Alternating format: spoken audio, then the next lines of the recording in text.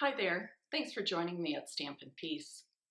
This morning I got to thinking about the many ways that Stampin' Up! Shows its appreciation for its demonstrators and how honored I am to work for such a wonderful company as Stampin' Up!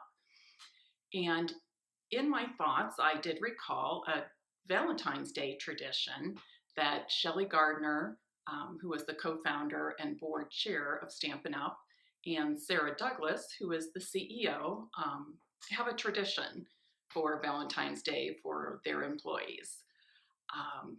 They go around with a basket, greeting each of the employees there and give them Hershey hugs and kisses. So I just thought that was a fun, neat tradition, and it reminded me of a treat favor that I want to show you today.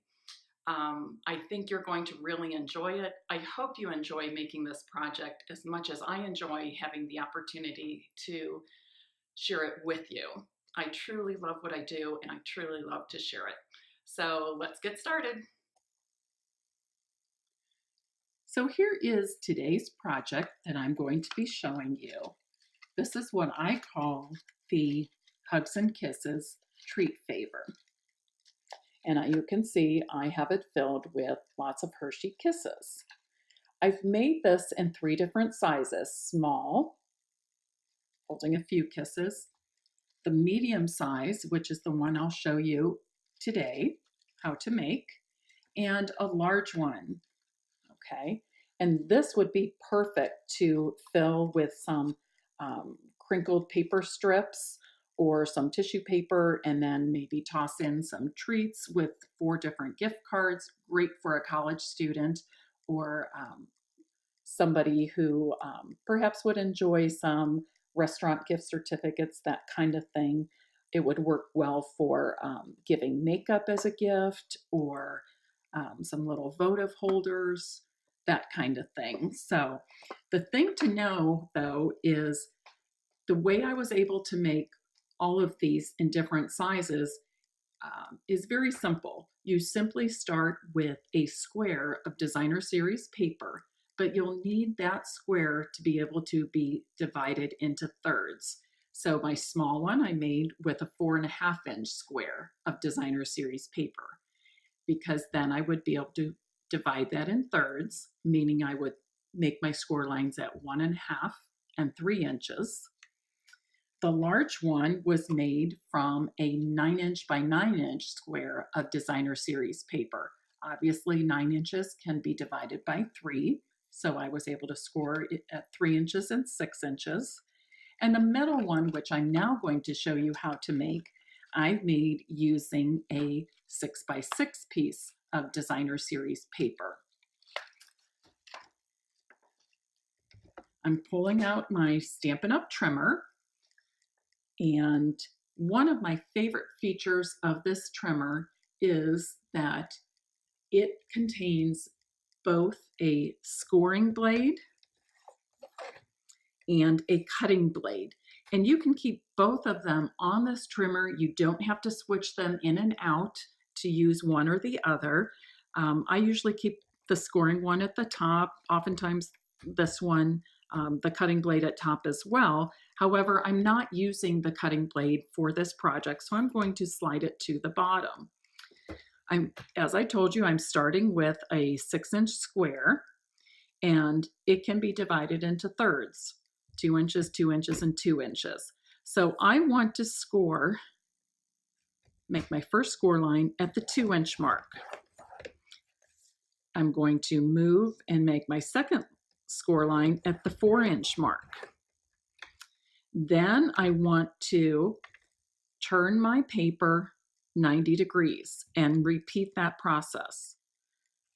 So again, I'm scoring at the 2-inch mark and then scoring at the 4-inch mark.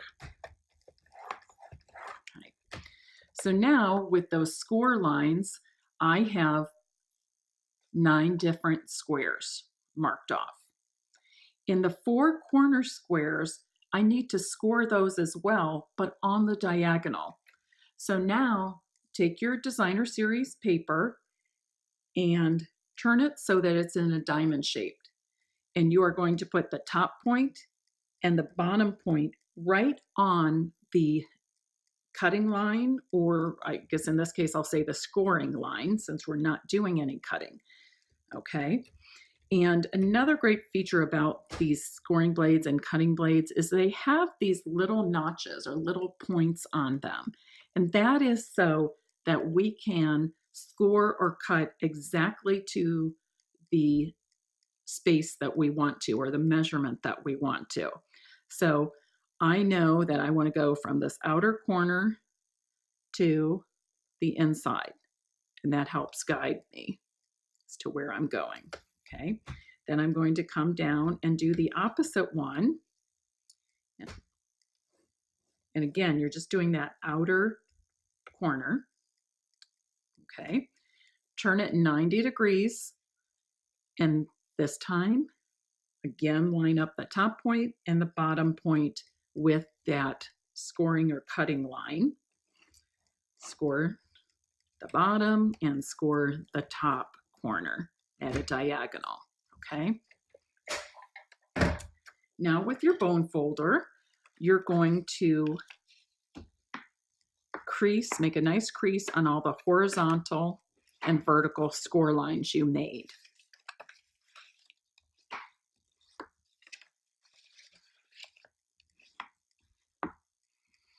Okay, now we need to deal with the angled or diagonal score lines on the four corners. To do this, I put my index finger over that score line, and I'm going to push up or push them together with my thumb and my middle finger. Okay, see how I'm doing that? I'm going to squeeze them, and then I'm going to crease this inside fold just using my fingers. Moving on to the second corner, I've got my index finger at the center. I apologize, I feel like my lighting is a little bit off today. And I'm squeezing and creasing with my fingers that center fold. And then I'm going to repeat that process with the third and fourth corners as well. Okay, so basically this is how that treat favor is going to come together. You see that? Okay. Before I actually pull it all together, I want to round these corners using the Project Life by Stampin' Up! Corner Rounder.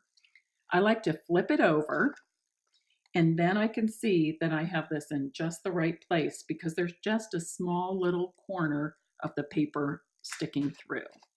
Okay, if you're seeing any part of the side of the paper like that, for instance, it's not centered well, and I want to move it around until I do get it centered so I just see that tiny bit of paper in the punch.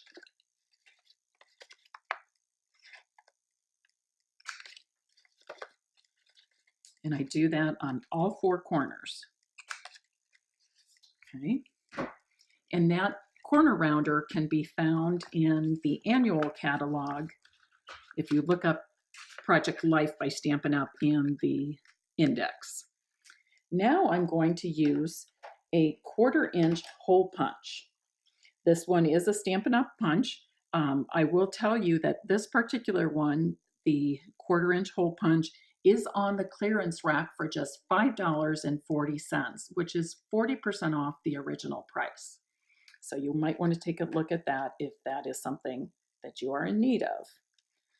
Okay, I folded opposite corners, or I should say, and I didn't really fold, I'm just bringing opposite corners together and matching them up. And that way I'll be punching holes in 2 of the corners at the same time. Then again, take two opposite corners and pull them together and match them up. I'm going to punch the holes, okay? So now let's just kind of put it in place as if it's going together. Okay, you with me? This is what I've got. Okay, my 4 corners have been rounded and holes punched. Now I'm going to use a piece of the Sending Love ribbon. It comes, you get 2 bolts of the ribbon, one in Real Red and one in Whisper White. I believe the price is $7 for both bolts, so it's a great, great value for you. And because it's narrow, it's thin grosgrain ribbon, it's very easy to work with. And on this one, I think I'm going to use the white ribbon. So I've cut a piece approximately 16 inches long, and I'm just going to weave this through the holes. And it doesn't have to be any specific way because they really just get gathered in the center. And then bunched up and tied. And on this particular favor, I do not fill the favor until I've completely finished the project, okay? Some people have asked, wouldn't it be easier to put the Hershey Kisses in first? No, it really isn't on this project, okay? So, and gently you want to pull those corners together, and then you're simply going to take the ends of the ribbon, and we're going to tie a bow. So first I want to tie that knot. Now once you've completed the bow that holds the 4 parts of the favor together, you can pretty much say that you're finished with this. You can fill it with treats or little surprises, and it's all set to give away. However, I have decided that I would like to embellish mine a little bit further. So I used a heart stamp from the Sealed with Love stamp set. I've stamped it in Real Red on Whisper White and cut it out with a coordinating framelit from the Love Notes framelit collection that coordinates with the Sealed with Love stamp set. And I'm going to put one of each of these stamped hearts on each of the sides of the favor, just to add another little creative touch to my project. Now, if you have several of these to make, it can be quite time consuming to cut out each little heart with a framelit. So in that case, you may want to stamp your hearts and then punch them with the 3/4 inch circle punch as I have done here, okay? And I have another favor finished, and I'll just go ahead and add these circles to it as well. I love the dimensionals, you know. The dimensionals help each of these tiny embellishments really stand out and be noticed on this project, okay? And I'll put one of these on each side as I did with the other. And then of course your final step would be to fill the favors either with Hershey Kisses or some other candies or anything else you have in mind that you think would work well in there.